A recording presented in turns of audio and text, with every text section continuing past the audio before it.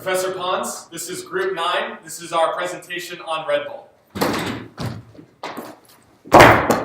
Welcome to our world, the world of Red Bull.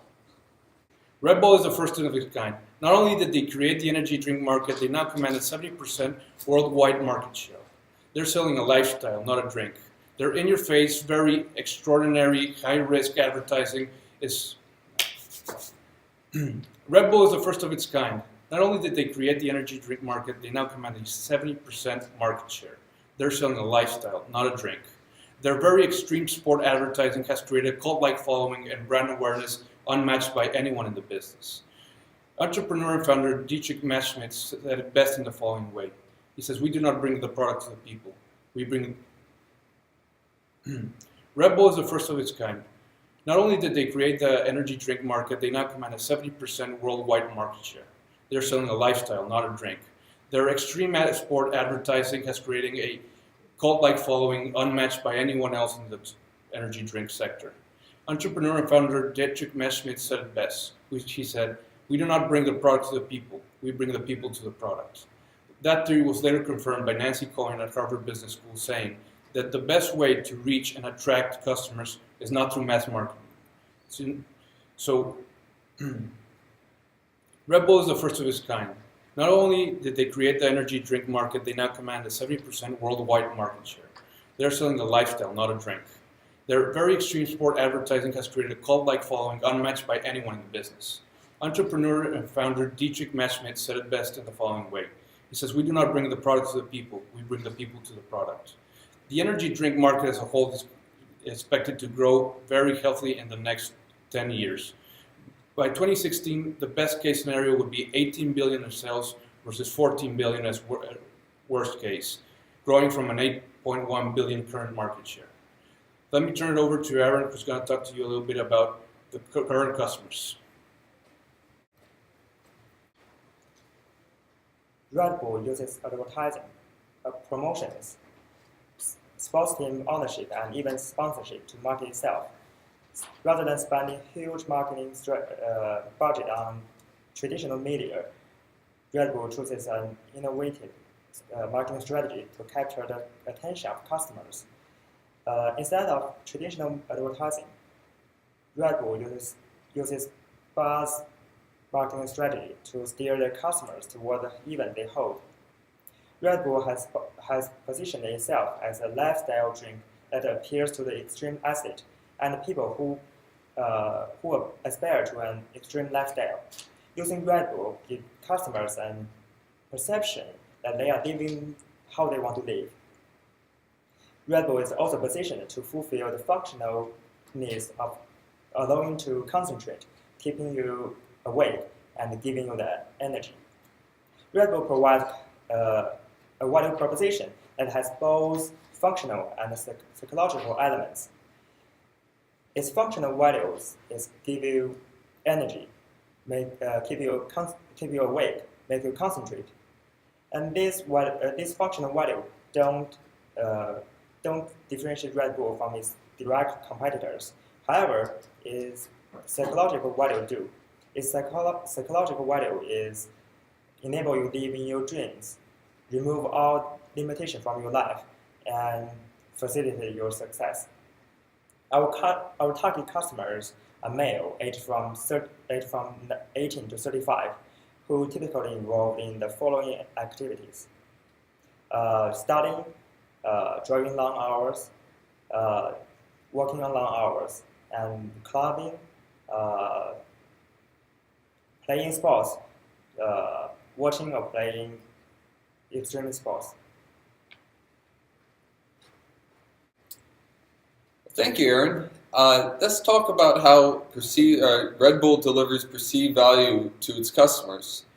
As Aaron mentioned before, the Red Bull customers receive both psychological and functional benefits from a can of Red Bull. Those benefits start with the physical attributes of the product, such as the actual can and the ingredients inside the can. These attributes combine to deliver positive consequences or outcomes in a customer's life, such as belonging to a particular group, or being able to stay awake for an exam or for work. These consequences, in turn, deliver the value to the customer, such as belonging to an exclusive group, or feeling better about themselves, or getting that promotion they always wanted, or getting a good grade on a test.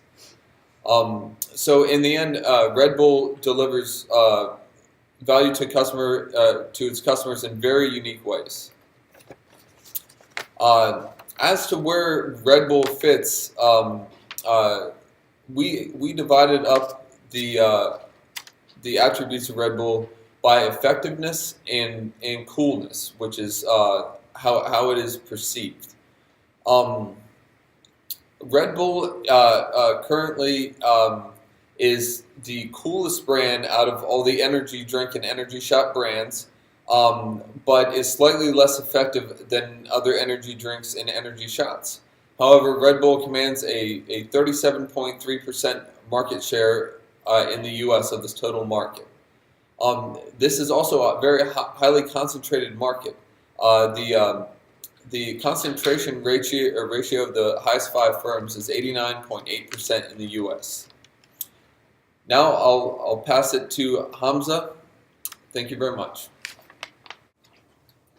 Now let's move on into the industry analysis. Basically, the customer segment are active young people who are aged between 18 to 35, will represent 67% of that space in the US, which is 24 million out of the 36 million. And we also have growing customer segments such as the Hispanic and the professionals. And in terms of the climate and the context, Red Bull has been doing a great job on utilizing new technologies, specifically with the social media. And on the cons, basically, there are health, social perceptions that our product is unhealthy, although there are no studies that support that. And in terms of the company, we're selling the dream of being extreme and young and active through few products and through revolutionary marketing campaigns, which bring us to our collaborators, the ads companies, as well as the channels, the retail and the big box, and the extreme sport events and teams that we sponsor, and that our logo are very visible over there. And in terms of the competitors, we've got indirect and direct competition. The direct competition is within the energy drink space. We've got the new variants that are coming, such as the organic energy drinks and the non-caffeinated ones. And in terms of indirect, we've got the competition in the soft drink space. As we can see in Porter's 5 Forces, the rivalry is medium just because of that mix. So we've got Coca-Cola and Pepsi within our space as well. And the threats of the substitutes are high just because of the new emerging trends that we just mentioned earlier. Now moving on to SWOT analysis, basically our strengths are the brand that allows us to charge premium, and also our disruptive marketing strategy. We don't go, Red Bull does not follow the traditional marketing strategy and has been very successful actually in doing that. And in terms of the weaknesses, the biggest weakness is the controversial taste and the narrowness of the product line. And in terms of the opportunity, we've talked about the growing customer segments. The threats, though, are important. We don't have any intellectual property protection, and the health concern or the perception of our product as being unhealthy, as well as that the industry that we're in, the soft drink industry, is also showing that it's shrinking. Well, now that Hamza's analyzed the industry and the company, we can take a step back and look at the marketing. Analyzing strictly the 4 Ps of marketing, we start off with the price of our smaller cans at a premium pricing. And that's the concept of our product, which brings in taste, giving people energy, and giving out that sort of allure of energy and awesomeness. And these products are placed in stores, in supermarkets, in big box stores, given away at sporting events, at bars, at any sort of entertainment event. Pretty much Red Bull's everywhere. But how do we promote it? How do we show what Red Bull is to the people? Initially, we started with push marketing, going to events and giving away Red Bulls, going to universities, giving away Red Bulls, going to bars, giving away Red Bulls. And we sort of moved off of that into extreme sports, sponsoring events, running events, sponsoring teams. And now we've created a pull to bring the customers in to buy Red Bull. And well, I mean, has this really worked? Have we made a buzz?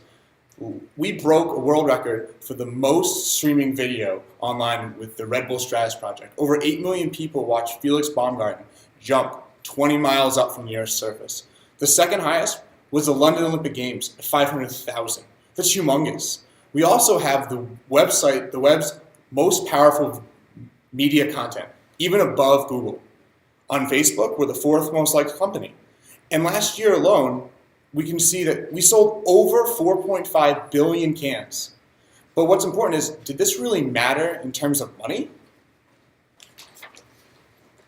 Hi everyone.